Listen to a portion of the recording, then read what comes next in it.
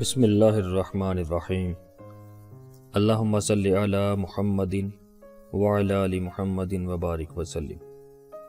بے حد و بے حساب درود و سلام حضور آقا کریم صلی اللہ علیہ وآلہ وسلم اور ان کی آل پر۔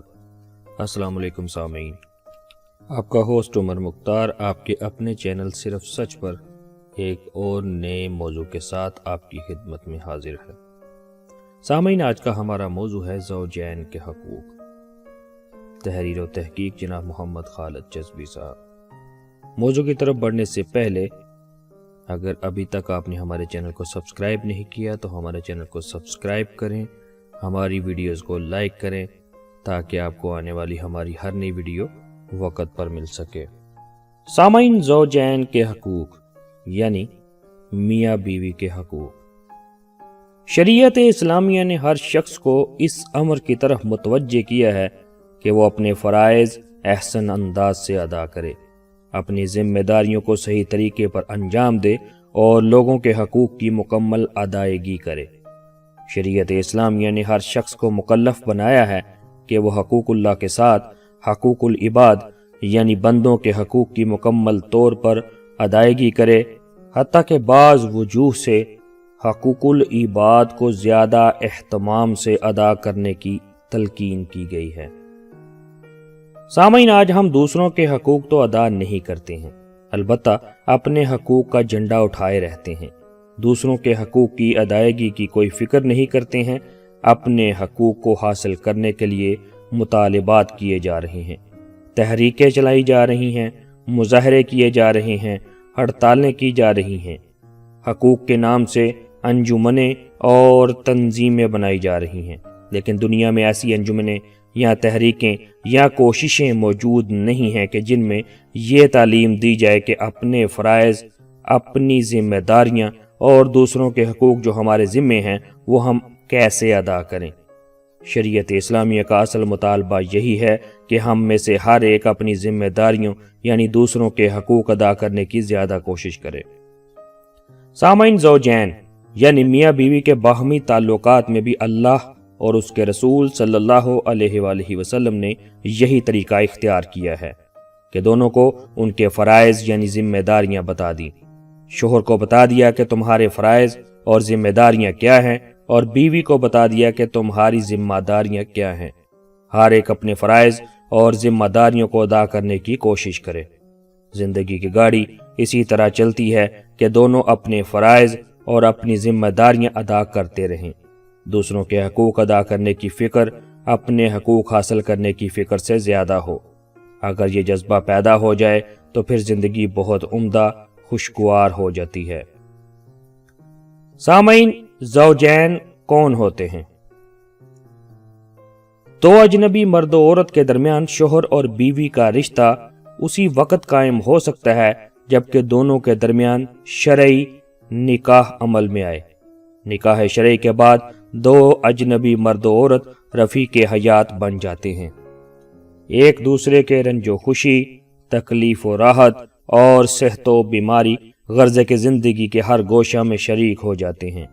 عقد نکاح کو قرآن کریم میں میثاق غلیظ کا نام دیا گیا ہے، یعنی نہایت مضبوط رشتہ۔ نکاح کی وجہ سے بے شمار حرام امور ایک دوسرے کے لیے حلال ہو جاتے ہیں، حتیٰ کہ اللہ تعالیٰ نے قرآن کریم میں ایک دوسرے کو لباس سے تعبیر کیا ہے، یعنی شوہر اپنی بیوی کے لیے اور بیوی اپنے شوہر کے لیے لباس کی مانند ہے۔ سامعین، شرعی نکاح کے بعد جب آدمی شوہر اور عورت بیوی بن جاتی ہے تو ایک دوسرے کا جسمانی اور روحانی طور پر لطف اندوز ہونا جائز ہو جاتا ہے اور ایک دوسرے کے ذمہ جسمانی اور روحانی حقوق واجب ہو جاتے ہیں۔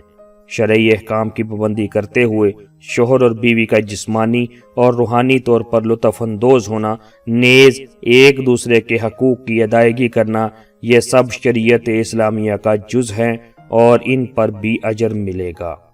سامعین، نکاح کے دو اہم مقاصد کو اللہ کریم نے سورہ روم آیت نمبر 21 میں کچھ یوں ارشاد فرمایا ہے۔ ترجمہ: اور اس کی نشانیوں میں سے ہے کہ تمہاری ہی جنس سے بیویاں پیدا کیں تاکہ تم ان سے آرام پاؤ، اور اس نے تمہارے درمیان محبت اور ہمدردی قائم کر دی۔ یقیناً غور و فکر کرنے والوں کے لیے اس میں بہت سی نشانیاں ہیں۔ غرض، اس آیت میں نکاح کے دو اہم مقاصد بیان کیے گئے ہیں، یعنی میاں بیوی کو ایک دوسرے سے قلبی اور جسمانی سکون حاصل ہوتا ہے۔ میاں بیوی کے درمیان ایک ایسی محبت، الفت، تعلق، رشتہ اور ہمدردی پیدا ہو جاتی ہے جو دنیا میں کسی بھی دو شخصوں کے درمیان نہیں ہوتی۔ سامعین، زوجین یعنی میاں بیوی کی ذمہ داریاں تین قسم کی ہیں۔ انسان صرف انفرادی زندگی نہیں رکھتا ہے، بلکہ وہ فطرتاً معاشرتی مزاج رکھنے والی مخلوق ہے۔ اس کا وجود خاندان کے ایک رکن اور معاشرہ کے ایک فرد کی حیثیت سے ہی پایا جاتا ہے۔ معاشرہ اور خاندان کی تشکیل میں بنیادی اکائی میاں بیوی ہیں، جن کے ایک دوسرے پر کچھ حقوق ہیں۔ شوہر کی ذمہ داریاں یعنی بیوی کے حقوق شوہر پر، بیوی کی ذمہ داریاں یعنی شوہر کے حقوق بیوی پر، دونوں کی مشترکہ ذمہ داریاں یعنی مشترکہ حقوق۔ سامعین، شوہر کی ذمہ داریاں یعنی بیوی کے حقوق شوہر پر کیا ہیں؟ اللہ کریم قرآن حکیم کی سورہ بقرہ آیت نمبر 228 میں کچھ یوں ارشاد فرماتا ہے۔ ترجمہ: اور مردوں پر عورتوں کا حق ہے جیسا کہ مردوں کا عورتوں پر حق ہے، معروف طریقہ پر۔ سامعین، اس آیت میں میاں بیوی کے تعلقات کا ایسا جامع دستور پیش کیا گیا ہے جس سے بہتر کوئی دستور نہیں ہو سکتا، اور اگر اس جامع ہدایت کی روشنی میں ازدواجی زندگی گزاری جائے تو اس رشتہ میں کبھی بھی تلخی اور کڑواہٹ پیدا نہ ہوگی انشاءاللہ۔ واقعی یہ قرآن کریم کا اعجاز ہے کہ الفاظ کے اختصار کے باوجود معنی کا سمندر گویا کہ ایک کوزے میں سمو دیا گیا ہے۔ یہ آیت بتا رہی ہے کہ بیوی کو محض نوکرانی اور خادمہ مت سمجھنا، بلکہ یہ یاد رکھنا کہ اس کے بھی کچھ حقوق ہیں جن کی پاسداری شریعت میں ضروری ہے۔ ان حقوق میں جہاں نان و نفقہ اور رہائش کا انتظام شامل ہے، وہیں اس کی دلداری اور راحت رسانی کا خیال رکھنا بھی ضروری ہے۔ اسی لیے رسول اللہ صلی اللہ علیہ وآلہ وسلم نے ارشاد فرمایا کہ تم میں سب سے اچھا آدمی وہ ہے جو اپنے گھر والوں یعنی بیوی بچوں کی نظر میں اچھا ہو، اور ظاہر ہے کہ ان کی نظر میں اچھا وہی ہوگا جو ان کے حقوق کی ادائیگی کرنے والا ہو۔ دوسری طرف اس آیت میں بیوی کو بھی آگاہ کیا کہ اس پر بھی حقوق کی ادائیگی لازم ہے۔ کوئی بیوی اس وقت تک پسندیدہ نہیں ہو سکتی جب تک کہ وہ اپنے شوہر کے حقوق کو ادا کر کے اس کو خوش نہ کرے۔ چنانچہ احادیث میں ایسی عورتوں کی تعریف فرمائی گئی ہے جو اپنے شوہر کی تابعدار اور خدمت گزار ہوں اور ان سے بہت زیادہ محبت کرنے والی ہوں، اور ایسی عورتوں کی مذمت کی گئی ہے جو شوہروں کی نافرمانی کرنے والی ہوں۔ سامعین، شوہر کی چند اہم ذمہ داریاں آگے ملاحظہ فرمائیں۔ اللہ کریم قرآن حکیم کی سورہ نساء میں کچھ یوں ارشاد فرماتا ہے۔ ترجمہ: عورتوں کو ان کے مہر راضی و خوشی سے ادا کر دو۔ سامعین، نکاح کے وقت مہر کے تعین اور شب زفاف سے قبل اس کی ادائیگی ہونی چاہیے، اگرچہ طرفین کے اتفاق سے مہر کی ادائیگی کو مؤخر بھی کر سکتے ہیں۔ سامعین، مہر صرف عورت کا حق ہے، لہذا شوہر یا اس کے والدین یا بھائی بہن کے لیے مہر کی رقم میں سے کچھ بھی لینا جائز نہیں ہے۔ وضاحت: شریعت نے کوئی بھی خرچہ صنف نازک پر نہیں رکھا ہے۔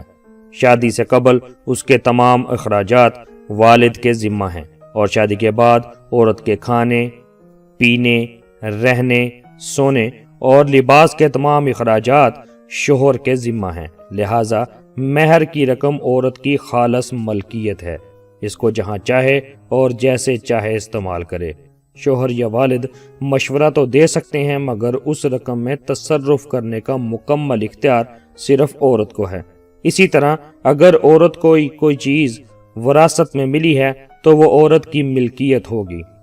والد یا شوہر کو وہ رقم یا جائیداد لینے کا کوئی حق نہیں ہے۔ سامعین، اسی طرح اللہ کریم سورہ بقرہ آیت نمبر 233 میں کچھ یوں ارشاد فرماتا ہے۔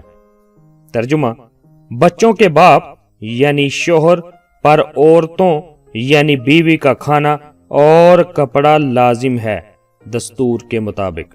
اسی طرح آقا کریم صلی اللہ علیہ وآلہ وسلم ارشاد فرماتے ہیں، عورتوں کے سلسلہ میں اللہ تعالیٰ سے ڈرو، کیونکہ اللہ کی امان میں تم نے ان کو لیا ہے۔ اللہ تعالیٰ کے حکم کی وجہ سے ان کی شرمگاہوں کو تمہارے لیے حلال کیا گیا ہے۔ دستور کے مطابق ان کا مکمل کھانے پینے کا خرچہ اور کپڑوں کا خرچہ تمہارے ذمہ ہے۔ سامعین، اسی طرح بیوی کے لیے رہائش کے انتظام کے متعلق اللہ کریم قرآن حکیم کی سورہ طلاق میں کچھ یوں ارشاد فرماتا ہے۔ ترجمہ: تم اپنی طاقت کے مطابق جہاں تم رہتے ہو وہاں ان عورتوں کو رکھو۔ سامعین، اس آیت میں مطلقہ عورتوں کا حکم بیان کیا جا رہا ہے کہ عدت کے دوران ان کی رہائش کا انتظام بھی شوہر کے ذمہ ہے۔ جب شریعت نے مطلقہ عورتوں کی رہائش کا انتظام شوہر کے ذمہ رکھا ہے تو حسب استطاعت بیوی کی مناسب رہائش کی ذمہ داری بدرجہ اولا شوہر کے ذمہ ہوگی۔ شوہر کو چاہیے کہ وہ بیوی کے ساتھ اچھا سلوک کرے۔ چنانچہ اللہ کریم قرآن حکیم کے سورہ نساء آیت نمبر 19 میں کچھ یوں ارشاد فرماتا ہے۔ ترجمہ: ان کے ساتھ اچھے طریقے سے پیش آؤ، یعنی عورتوں کے ساتھ گفتگو اور معاملات میں حسن اخلاق کے ساتھ معاملہ رکھو۔ گو تم انہیں ناپسند کرو، لیکن بہت ممکن ہے کہ تم کسی چیز کو برا جانو اور اللہ تعالیٰ اس میں بہت ہی بھلائی کر دے۔ شوہر کی چوتھی ذمہ داری بیوی کے ساتھ حسن معاشرت بہت زیادہ اہمیت رکھتی ہے۔ اس کی ادائیگی کے مختلف طریقے آگے ملاحظہ فرمائیں۔ سامعین، حسب استطاعت بیوی اور بچوں پر خرچہ کرنے میں فراخ دلی سے کام لینا چاہیے، جیسا کہ نبی اکرم صلی اللہ علیہ وآلہ وسلم نے ارشاد فرمایا، اگر کوئی شخص اللہ تعالیٰ سے اجر کی امید کے ساتھ اپنے گھر والوں پر خرچ کرتا ہے تو وہ صدقہ ہوگا، یعنی اللہ تعالیٰ اس پر اجر عطا فرمائے گا۔